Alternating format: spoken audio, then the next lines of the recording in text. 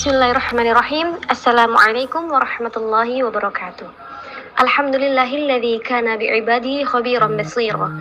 Tabarakalladzi ja'ala fis sama'i burujan wa ja'ala fiha sirajan wa qamaran munira. Asyhadu an la ilaha illallah wa asyhadu anna Muhammadan abduhu wa rasuluh alladzi ba'atsahu bil haqqi basyiran wa nadhiran wa da'iyan ila Allahi bi idznihi wa sirajan munira. Allahumma salli alaihi wa ala alihi wa sahbihi wa sallim tasliman katsiran, amma ba'du.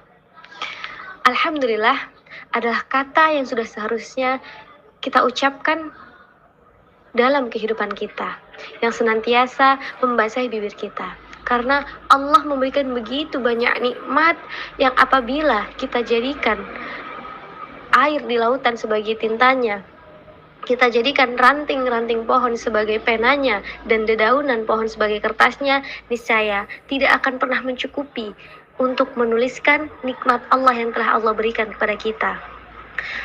Dan dengan nikmatnya, dengan hidayahnya, dengan karunia-Nya, dan dengan seizinnya, kita semua dapat kembali berjumpa dengan bulan suci yang mulia, bulan Ramadan, dalam keadaan sehat walafiat. Dan semoga Allah senantiasa menjadikan kita termasuk dalam golongan orang-orang yang beruntung dan orang-orang yang senantiasa menguatkan keimanan kepadanya.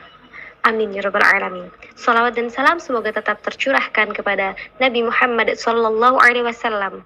Beliaulah sang suri tauladan manusia yang telah membawa kita semua dari zaman kegelapan, dari zaman kebodohan menuju zaman yang terang benderang.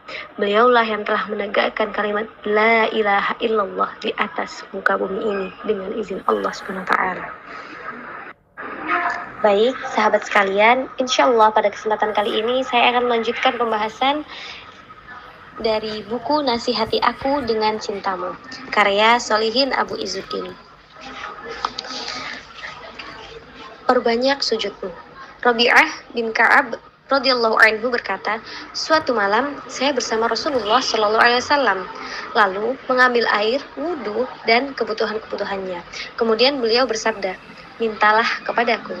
Saya berkata, saya memohon agar bisa menyertai Anda di jannah. Nabi SAW berkata, tidakkah engkau minta yang lainnya? Saya katakan, itulah permintaan saya. Kemudian Nabi SAW bersabda, kalau begitu tolonglah saya untuk menyelamatkan dirimu dengan memperbanyak sujud atau sholat. Hadis riwayat Muslim.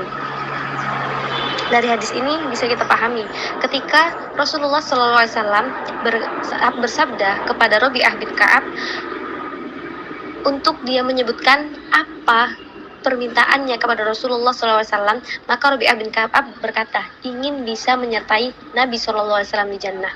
Maka pesan yang Nabi sampaikan kepada Rabi'ah bin Ka'ab adalah untuk memperbanyak sujud atau sholat.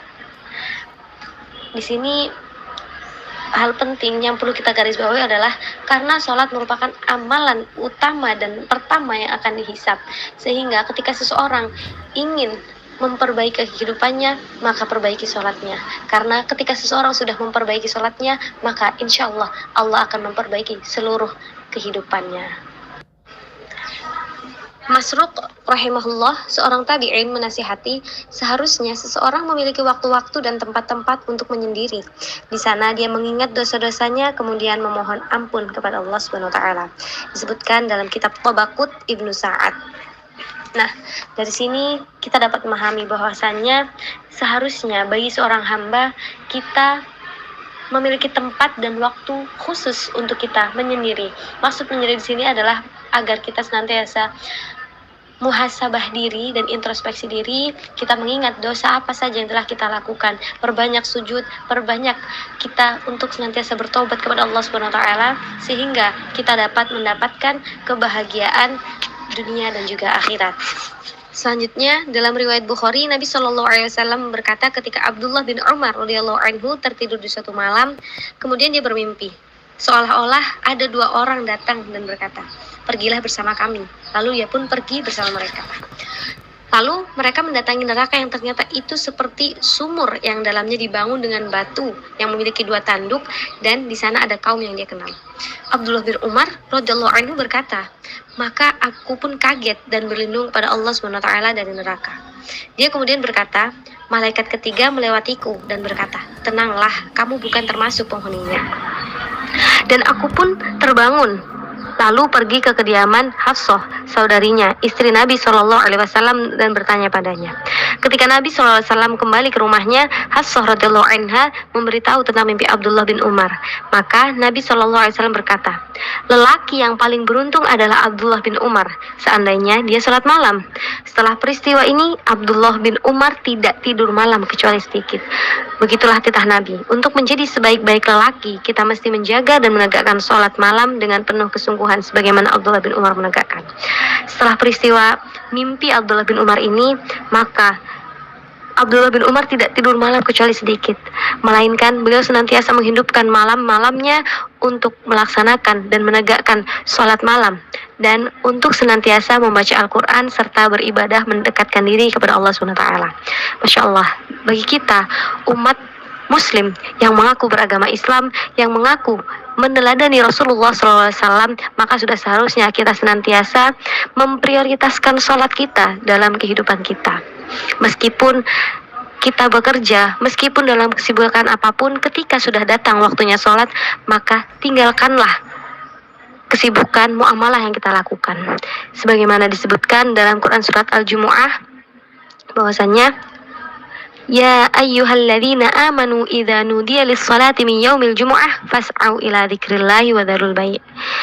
Wahai orang-orang yang beriman, apabila telah datang panggilan kepadamu untuk sholat pada hari Jumat, maka bersegeralah kepada Allah dan tinggalkanlah jual beli. Kata di sini adalah sholat Jumat, namun maksudnya umum. Ketika sudah datang azan untuk sholat atau panggilan sholat, maka seharusnya kita meninggalkan segala bentuk muamalah, jual beli, dan hal-hal yang bersifat keduniawian, dan kita mendekatkan diri, kita datang menuju panggilan Allah SWT untuk menegakkan sholat. Kemudian, bagaimana seharusnya agar bisa bangun malam? Allah SWT berfirman, sesungguhnya bangun di waktu malam adalah lebih tepat untuk khusyuk dan bacaan di waktu itu lebih berkesan. Quran surat Al-Muzammil ayat 6. Mengapa demikian? Karena di waktu malam, ketika orang terlelap dalam tidurnya, ketika orang terlena dalam nyenyaknya tidur malam, ketika orang tenggelam dalam mimpi-mimpinya, jika kita mampu bangun, jika kita mampu untuk berdiri menegakkan sholat malam, maka waktu itu mampu dan lebih dahsyat memberikan dampak kekhusyuan, dan juga bacaan itu pada malam hari itu lebih berkesan. Kita akan lebih merasakan kedekatan diri kita kepada Sang Pencipta, kepada Allah Subhanahu wa taala. Kita merasakan pengawasan Allah Subhanahu wa taala, dan kita merasakan betapa indahnya kedekatan bersama Sang Khalik, dan betapa indahnya nikmat yang telah Allah berikan kepada kita. Di antara nikmat Allah yang dikaruniakan kepada hambanya adalah dijadikannya malam untuk istirahat. Namun di samping itu, sesungguhnya malam merupakan saat yang tepat untuk tarbiyah ruhaniyah, yaitu pendidikan ruhani, yakni saat tepat untuk mengolah potensi ruhani agar makin meningkat untuk melahirkan kekuatan mental. Kita mulai dengan memotivasi diri dengan keutamaan bangun malam. Di antara keutamaan ketika kita bangun malam dan melaksanakan menegakkan qiyamul lail, yang pertama adalah saat doa yang paling didengar oleh Allah SWT. Disebutkan dalam hadis riwayat Tirmizi, ada yang bertanya, wahai Rasulullah SAW, kapan doa kita didengar oleh Allah? Beliau bersabda, di akhir malam dan di akhir sholat wajib. Di akhir malam ini merupakan salah satu waktu yang mustajab bagi doa kita, karena disebutkan bahwasanya di waktu sepertiga malam Allah turun ke langit bumi dan mengabulkan siapapun yang berdoa dan meminta kepadanya. Masya Allah, begitu indahnya Islam. Yang kedua, pengaruh mendalam dan kejernihan ruhani yang istimewa. Jalur ibadah di malam hari adalah jalur tol, bebas hambatan, sehingga komunikasi dengan Allah lebih berkesan dan optimal. Kita akan merasa lebih dekat lagi kepada Pencipta kita. Kita akan lebih merasa bahwasannya komunikasi kita dengan Allah itu tanpa adanya tabir penutup. Kita bisa lebih leluasa mengadu dan menyampaikan keluh kesah kita kepada Allah SWT. Dan yang ketiga adalah membebaskan jiwa dari ikatan duniawi. Pembiasaan bangun di waktu malam dan beribadah di dalamnya akan membebaskan jiwa dari keterikatan pada tarikan duniawi, sehingga dapat mengikhlaskan seluruh amal dan aktivitasnya hanya kepada Allah Subhanahu wa taala. Menyucikan jiwa dari penyakit riya, ujub, takabur, iri, dengki, dan lain sebagainya. Karena pada malam hari itu kita benar-benar menyerahkan diri kita kepada Allah Subhanahu wa taala. Ketika kita beribadah tanpa ada seorang manusia pun yang melihatnya, maka akan lebih mudah bagi kita untuk khusyuk dan ikhlas lillahi ta'ala. Disebutkan dalam hadis riwayat Bukhari, Muslim, Abu Daud, dan Nasai, salah satu kebiasaan Nabi Daud adalah tidur pada separuh malam, bangun pada sepertiganya, lalu tidur pada seperenamnya. Nah, di balik fadilah yang agung, sesungguhnya bangun di waktu malam sangatlah berat. Inilah tantangan amalan pilihan bagi orang-orang yang terpilih. Semoga Allah mudahkan kita untuk termasuk dalam golongan orang-orang yang mampu menghidupkan malamnya dengan ibadah dan mendekatkan diri kepadanya. Amin, amin ya rabbal alamin. Lalu, karena beratnya bangun di waktu malam, maka kita perlu kiat untuk bisa bangun malam. Sudah siap? Imam Al-Ghazali memaparkan, terdapat 2 faktor untuk mampu bangun di sepertiga malam. Yang pertama, faktor zohri atau faktor jasmani. Yang pertama, jangan terlalu banyak makan. Sebagian ulama berkata, wahai orang-orang yang menghendaki jalan kepada Allah, janganlah kalian banyak makan, sehingga banyak minum dan tidur, lalu menyebabkan penyesalan yang banyak. Yang kedua, jangan membebani diri dengan pekerjaan yang berat dan banyak. Nah, ketika seseorang membebani dirinya dengan pekerjaan yang berat, dengan pekerjaan yang banyak, dia lembur sampai malam, kemudian dia tidur telat, hingga akhirnya hal ini yang dapat mencegah dan menyulitkannya untuk bangun sepertiga malam dan mendirikan sholat malam pada malam hari. Yang ketiga, jangan meninggalkan kebiasaan tidur siang walaupun hanya sebentar, karena tidur siang bisa membantu bangun malam.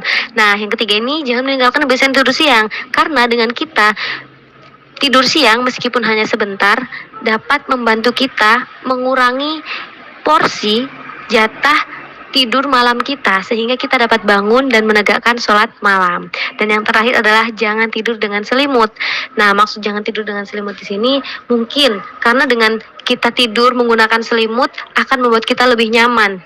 Ketika udara dingin, kita akan menarik selimut kita dan akan larut dalam tidur kita. Sebisa mungkin kita mampu saling menasihati dengan sebaik-baik untayan nasihat agar kita mampu menjadi manusia yang masuk dalam golongan orang-orang yang beriman dan orang-orang yang beruntung serta mendekatkan diri kepada Allah SWT. Ada sebuah quote, yaitu segala yang baik akan berkumpul dengan yang baik, segala yang buruk akan berkumpul dengan yang buruk. Tidak bisa mencampur adukan kebaikan dengan keburukan, sebagaimana tidak akan bercampur minyak dengan air. Baik, sekian dari saya, kurang dan lebihnya mohon maaf. Semoga apa yang saya sampaikan dapat bermanfaat khususnya bagi saya pribadi dan bagi sahabat sekalian, sahabat semuanya. Apabila mendapatkan kebaikan, maka ambillah dan segera realisasikan dalam kehidupan sehari-hari, dan apabila terdapat kekurangan, maka tinggalkanlah. Apabila ada jarum yang patah, jangan disimpan di dalam peti. Apabila ada kata yang salah, jangan disimpan di dalam hati. Atas segala perhatiannya, saya ucapkan syukran jazakumullahu khairan. Wabillahi taufiq wal hidayah. Wassalamualaikum warahmatullahi wabarakatuh.